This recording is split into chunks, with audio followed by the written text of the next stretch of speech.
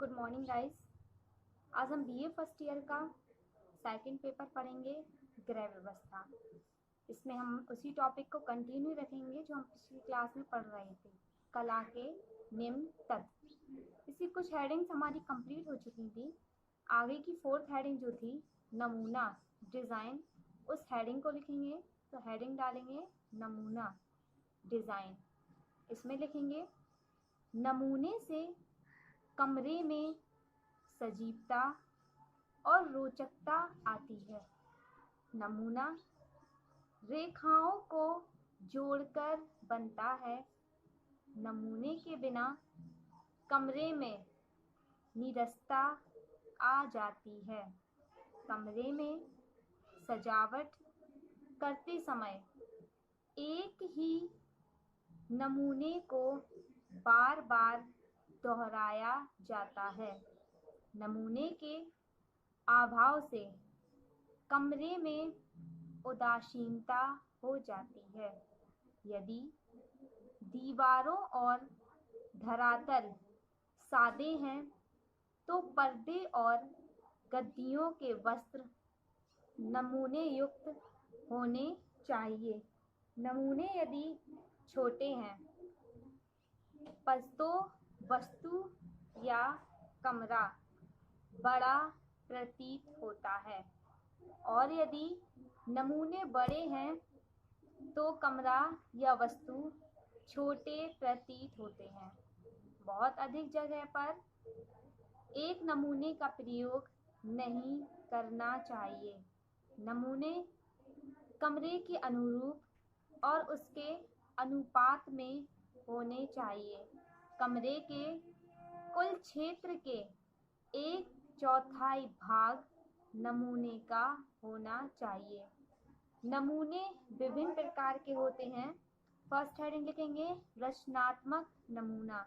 इसमें लिखेंगे यह वही नमूना है जो आकार, रूप, रंग एवं बनावट से बनता है। सेकंड हेडिंग सजावटी नमूना। इसमें लिखेंगे इसमें रचनात्मक नमूने को ही सजावटी रूप दे देते हैं, अर्थात रेखाएं रंग में संयोजित की जाती हैं कि नमूना सुंदर दिखे। पैराग्राफ चेंज करके लिखेंगे इसी में। इसके अलावा ज्यामितीय नमूना, प्राकृतिक नमूना, आधुनिक नमूना भी होते हैं। नमूने भी कमरे के सजाने के लिए एक आवश्यक तत्व है। नमूने से अभिप्राय कमरे के फर्श अथवा दीवारों या अन्य वस्तुओं पर डिजाइनों के निर्माण से है। नमूना नीरस कमरों की उदासीनता को समाप्त कर उनमें एक उल्लास का वातावरण पैदा कर देता है। धरातल के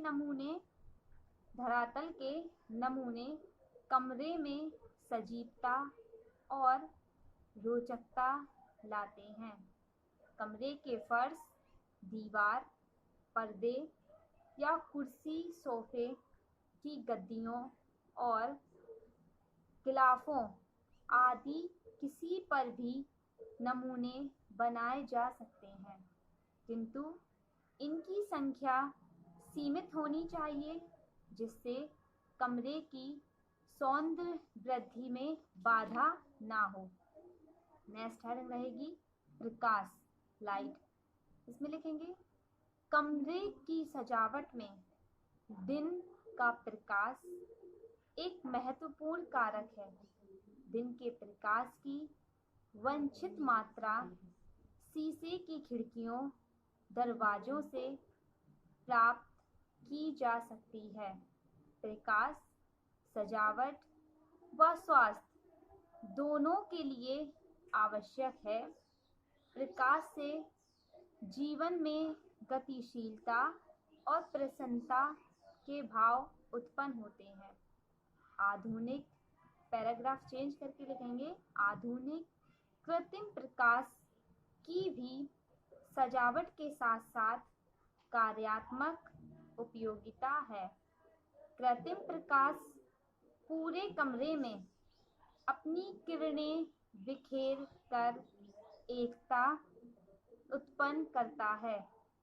महत्वपूर्ण क्षेत्रों में तेज प्रकाश एवं शेष क्षेत्रों में छापा के द्वारा बल प्रदर्शित किया जा सकता है।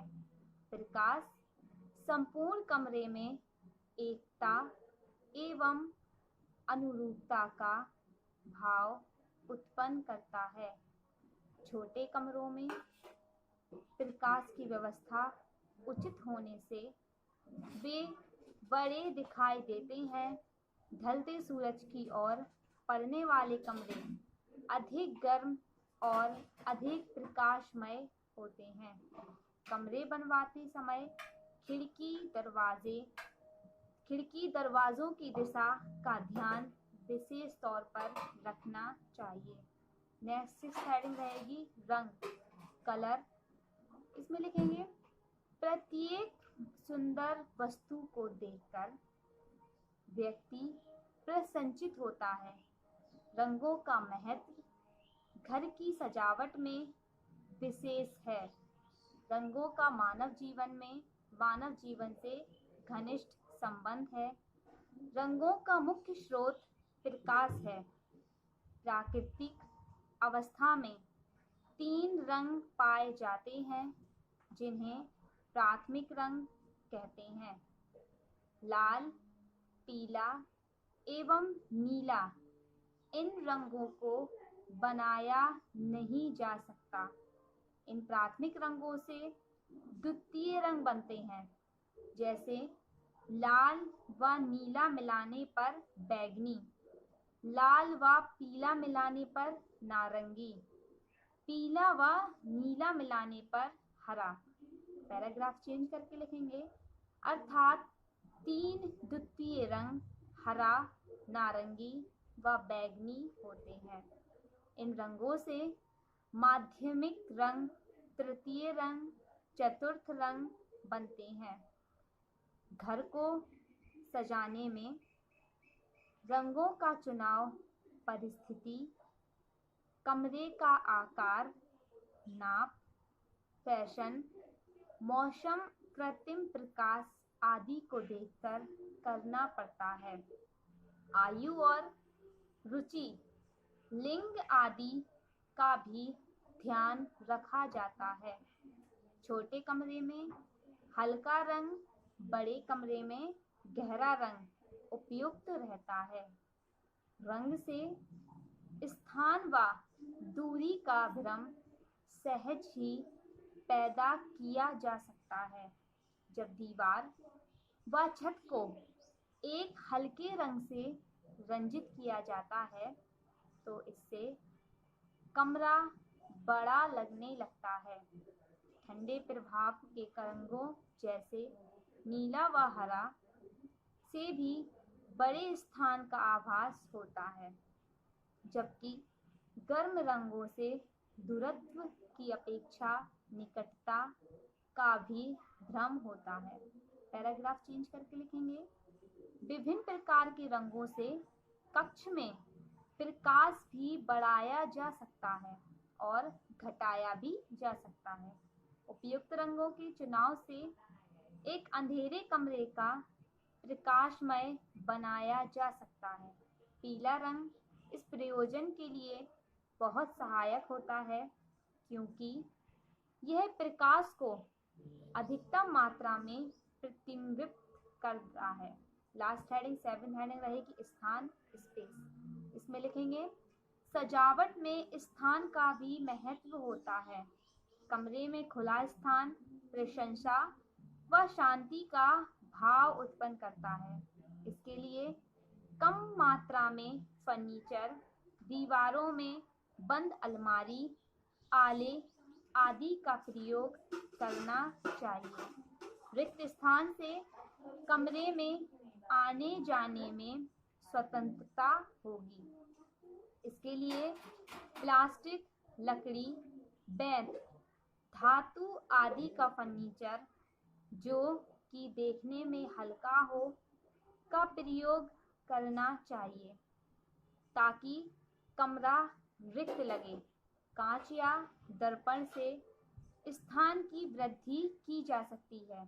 कमरे में हल्के रंगों का प्रयोग भी स्थान बढ़ाता है। बड़ी खिड़कियां, दरवाजे कमरों में विभाजक के प्रयोग से भी स्थान की वृद्धि की जा सकती है। पैराग्राफ चेंज करके लिखेंगे, कोई भी कलाकृति हो उसमें कुछ स्थान रिक्त छोड़ना आवश्यक है।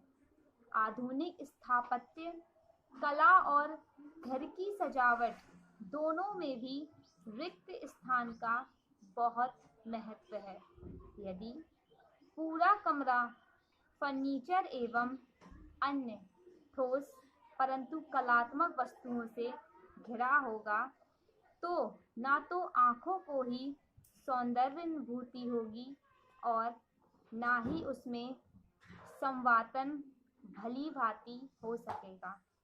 इसी कारण कमरे के विभिन्न फर्नीचर को छोटे छोटे समूहों में इस प्रकार व्यवस्थित किया जाना चाहिए कि उनके बीच में रिक्त स्थान बच जाए और कमरे में सुगमतापूर्वक बिना वस्तु को हटाए अथवा उनसे टक्कर खाए आगमन हो सके। आधुनिक गृह सौंदर्य के सिद्धांतों के अनुसार कमरों को इस प्रकार सजाया जाना चाहिए कि कमरों में आने जाने में कम से कम बाधाएं हों और उनके बीच अधिकाधिक खुला स्थान हो। इसी के साथ ही हमारी लास्ट हेडिंग थी स्थान स्पेस। हमारा जो टॉपिक लेसन चल रहा था कला के तत्व, ये चैप्टर हमारा यही क्लोज होता है। न्यू चैप्टर हम न्यू क्लास में स्टार्ट करते हैं।